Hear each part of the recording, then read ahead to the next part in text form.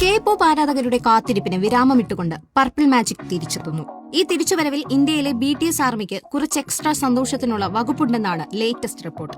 അതെന്താണെന്ന് വഴിയേ പറയാം. സൗത്ത് കൊറിയയിലെ ബോയ് ബാൻഡ് ഗ്രൂപ്പായ BTSന്റെ സംഗീത ലോകത്തേക്കുള്ള തിരിച്ചുവരവിനായി ഇനി അധികം നാൾ ആർമിക്ക് കാത്തിരിക്കേണ്ടി വരില്ല. ട്രൂപ്പിലെ അംഗങ്ങളെല്ലാം തന്നെ നിർബന്ധിത സൈനിക സേവനം കഴിഞ്ഞ് തിരിച്ചെത്തിയിട്ടുണ്ട്.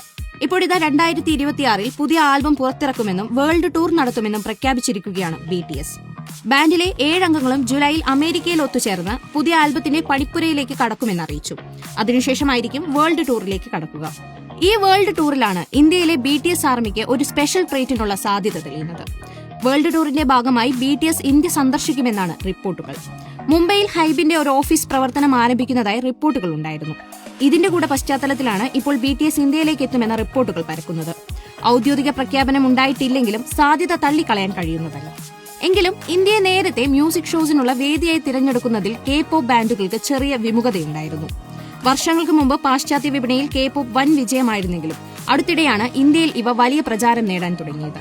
ഇത് K-പോപ്പിന്റെ വിപണിയിൽ വലിയ സ്വാധീനവും ചെലുത്തിയിരുന്നു.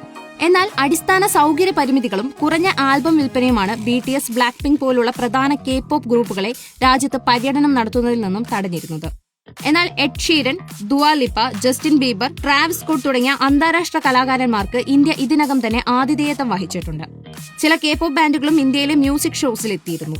മെഗാ സ്കെയിലിൽ സംഗീത പരിപാടികൾക്കുള്ള അടിസ്ഥാന സൗകര്യങ്ങളും പ്രേക്ഷകശേഷിയും രാജ്യത്തുണ്ടെന്നാണ് ഇവ തെളിയിക്കുന്നത്. അതുകൊണ്ട് തന്നെ ഇനി BTSും ഇന്ത്യയിലേക്ക് എത്താൻ അധിക സമയമെടുക്കില്ലെന്ന് തന്നെ കരുതാം. ജങ്കുക്, വി, ജിമിൻ, ഷുഗ, ജിൻ, ജെ-ഹോപ്പ്, RM എന്നിങ്ങനെ 7 അംഗങ്ങളുള്ള BTS ബാൻഡ് ഗ്രൂപ്പ് ലോകത്തിലെ തന്നെ ഏറ്റവും ആരാധകരുള്ള ബാൻഡ് ഗ്രൂപ്പാണ്.